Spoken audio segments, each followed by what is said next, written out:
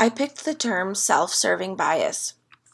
The first thing I thought of when I heard the term was someone that serves themselves first when they go to a buffet or something. Unfortunately, our book did not do a good enough job of explaining it, so I had to get my information from somewhere else. So I'm going to give you an example. Let's say you and your friends played hockey when you were kids, and you both have a chance to try out for the college hockey team. So you try out and you both are accepted. You practice and practice and practice. So your first game comes up. You're doing really well. You go. You have a chance to shoot and make a goal.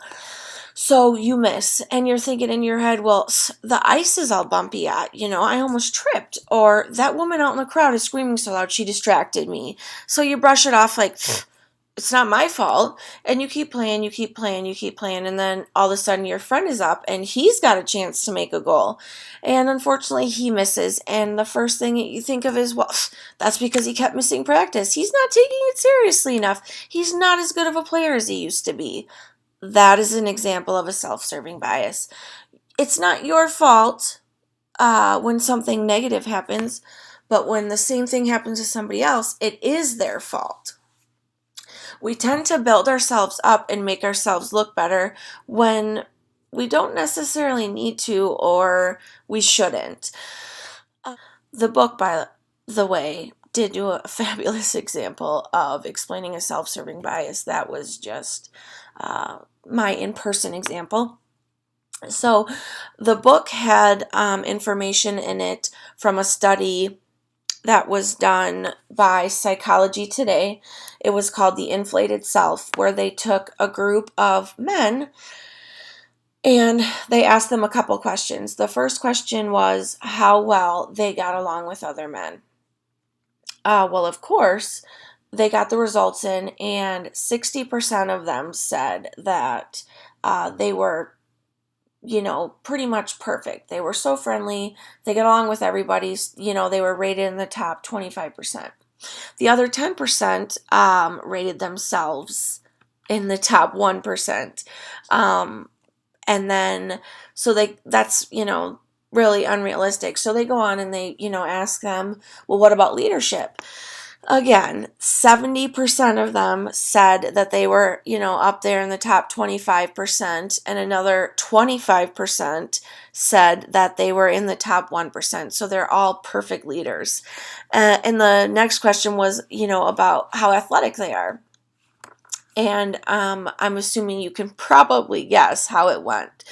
It was around the same amount, 70% were in the top 25, and then another 25% were, in the top 1. So they're Olympians pretty much.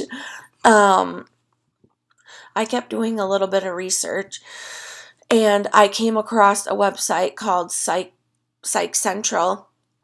And it was explaining that when we behave like this, we're cheating ourselves out of different ways to grow and learn. You grow and learn by receiving critiques from, others, and, learning from your mistakes, obviously. When we don't listen and we take the defense, there's really no room to grow, because we're pretty much telling ourselves, we're perfect, we don't need to learn. We always have room to improve. That's something that I'm sure your parents have, told you since you were little. You learn about it in school.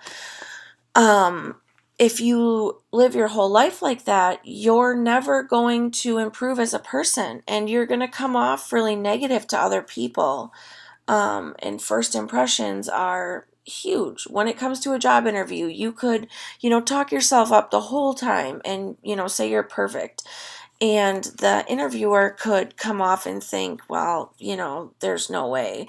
They get a negative impression of you and you don't get the job. So the point is, we want to be, perfect. We build our egos up, but getting a critique or doing something wrong doesn't mean that, you're not perfect. it gives you a chance to learn and improve, which we all can do. And, that could polish your perfection a little more.